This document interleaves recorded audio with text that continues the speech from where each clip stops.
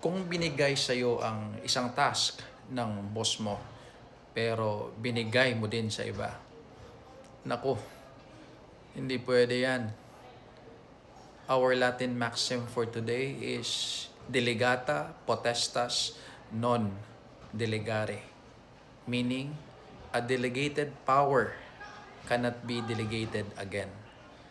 Kung sa bahay, sabi ng nanay sa'yo, maghugas ka ng pinggan, pero binigay mo rin sa bunso mo, pinaghugas mo siya ng plato. Hindi pwede yan.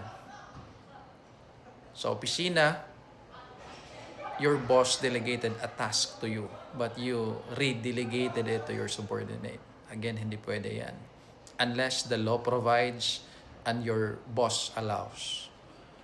So, remember, delegata potestas non potest delegare.